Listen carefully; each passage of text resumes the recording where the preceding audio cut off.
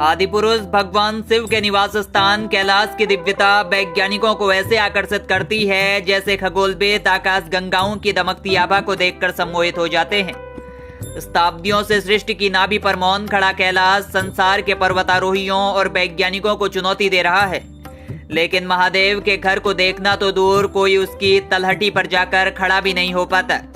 दुनिया की सबसे ऊंची चोटी माउंट एवरेस्ट पर झंडा लहरा चुका मानव कैलाश पर्वत पर आरोहण क्यों नहीं कर सका?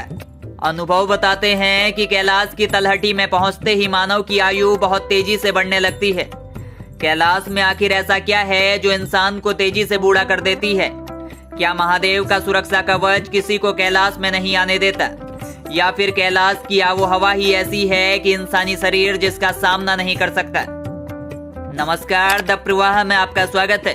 दोस्तों, आज हम इन्हीं सवालों के जवाब आप तक पहुंचाने की कोशिश करेंगे।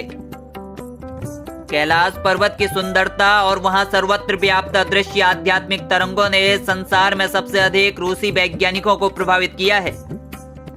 साल के 12 महीने रूसी वैज्ञानिकों के कैंप कैलाश पर्वत क्षेत्र में लगे रहते हैं।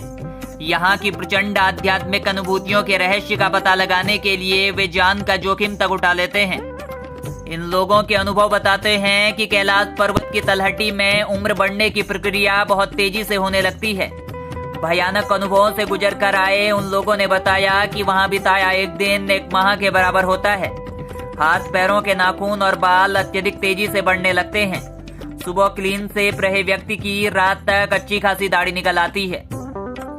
आपको बता दें कि सबसे पहले चीन ने दुनिया के धुरंधर क्लाइंबर्स को कैलाश पर्वत आरोहण की अनुमति दी थी, लेकिन सैकड़ों प्रयास असफल रहे। बाद में चीन ने यहां आरोहण की अनुमति देना बंद कर दिया। लेकिन चीन ऐसा देश नहीं कि आसानी से हार मान जाए। फिर वो क्या कारण था कि चीन ने कैलाश के सामने अपने घुटने टेक दिए? दोस्तों, एक बार चीनी सरकार के नेतृत्व में 4 वैज्ञानिकों ने कैलाश के ठीक नीचे स्थित जलधारा तक पहुंचने की योजना बनाई। इनमें एक ब्रिटिश, एक अमेरिकन और 2 रूसी वैज्ञानिक शामिल थे। बेस कैंप से चारों ने कैलाश की ओर चढ़ाई शुरू कर दी। बताया जाता है कि वे कुशल पर्वतारोही थे और काफी आगे तक चले गए। एक सप्ताह तक उनका कुछ भी पता नहीं चला। जब वे लौटे तो उनका हुलिया बदल चुका था। आंखें अंदर की ओर धंस गई थी। दाढ़ी और बाल बेतहासा बढ़ चुके थे। उनके अंदर काफी कमजोरी आ गई थी। ऐसा लग रहा था कि वे 8 दिन में ही कई साल आगे जा चुके हैं। उन्हें अस्पताल में भर्ती किया गया।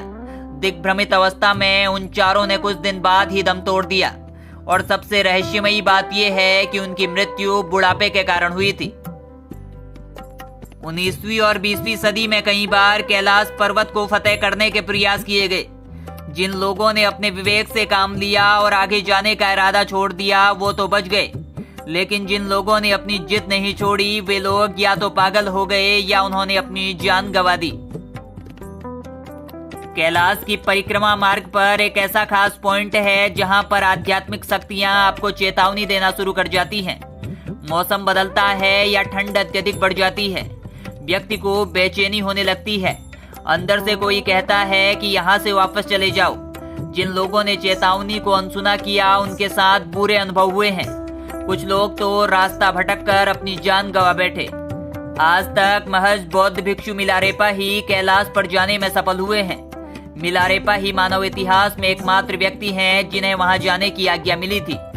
अब सवाल उठता है कि आखिर ऐसी कौन सी ऊर्जा है जो कैलाश के पास जाते ही तेजी से उम्र घटाने लगती है? कदाचित ये महादेव का सुरक्षा कवच है जो बाहरी लोगों को उनके घर से दूर रखने का उपाय हो।